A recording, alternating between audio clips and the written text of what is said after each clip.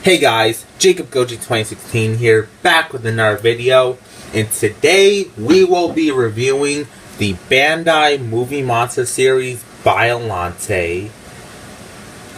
So yeah, it's been a long time since Bandai came out with the Biollante figure, and after years of not having a Biollante figure, we finally have a reissued Biollante.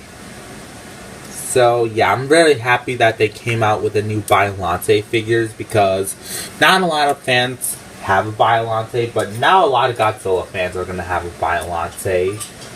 So yeah, so let's start off with the history. So Biollante first appeared in the 1989 film Godzilla vs. Biollante.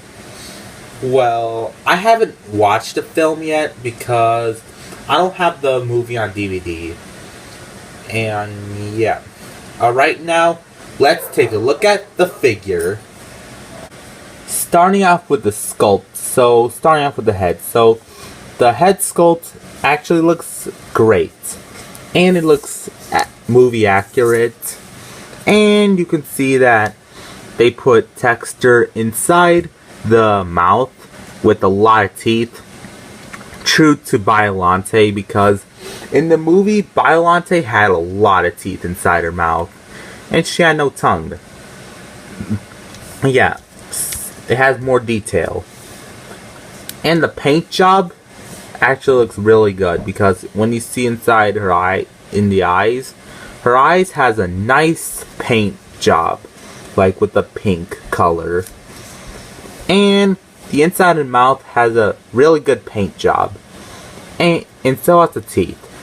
The paint job and teeth are really good as well. I mean, they're not sculpted, but they're just painted on there. While the inside of the mouth has some dark red paint, and the teeth has like a cream white paint. But you might notice that I kind of get scratched up paint. Starting off with the vines. Now the vines has a nice sculpt, and the paint job is really good as well. Like, you can see the mouth has a nice paint job with the teeth, and they look really good.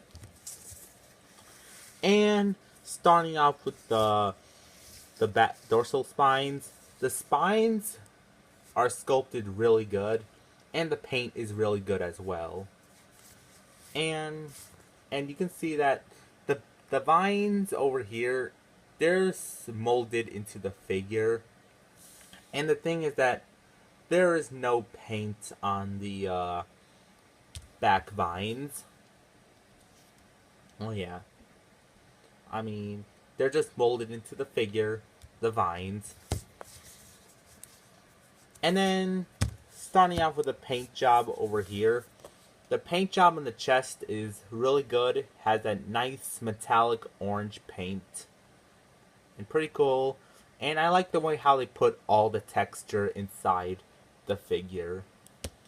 And I like the way how they put all the texture on the back of the figure. And, yep. And when you go down to the bottom, it says Toho Bandai 2017 with the little hole.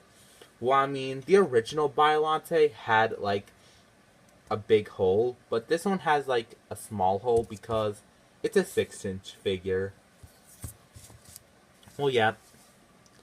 Alright, now, so that was all for sculpt and paint. Starting off with articulation. So you don't get that much articulation as the original, but you get articulation of the vines. So the vines, they can move, and they can move 360 degrees as well. And the head can move, and it can move 360 degrees as well. Well, yeah, pretty cool. And the thing I like about it is that I like the way how they give her, like, head movement. So, I mean, I can use it for stop motions when I make her head move like this. Well, yeah, it's good that they added a head articulation, and they made the head articulated. But the back vines are not articulated because they're molded into the figure. So yeah, so that was all for articulation. Starting off with the tag. So the tag actually looks really cool because we have the nice picture of Biollante, and it says Godzilla 2018 with Godzilla 1962, Biollante, and here's the back, and it says Biollante, and we have the white shadow of Biollante, and a lot of Japanese words I cannot read. And here's the back of the tag where you can see Biollante's spines and the vines in the back. And it says Godzilla Biollante logo, Movie Monster series, and Bandai. So yeah, so that was the tag. Alright, now time for size comparisons. Here she is compared next to the Bandai Burning Godzilla and the Bandai Destroyer. Here she is compared to the Bandai Mechagodzilla and Bandai King Caesar. Here she is compared to the Bandai Creations King Ghidorah 2001 and the Bandai Movie Monster series Heavy Arms Kiryu. Here she is compared to the Bandai Gigan 2004 and the Bandai Anguirus. And finally, here she is compared to the Bandai Servum and the Bandai Godzilla 2017. Alright, now, still the only problem with this figure is her size. So, as you compare it to the Bandai Godzilla, she is not in scale with Godzilla because, I mean, Biollante, she's supposed to be this big to Godzilla. Like, here's one thing. I thought this Biollante figure was going to be the same size as the original, but, I mean, here's the thing. It's not.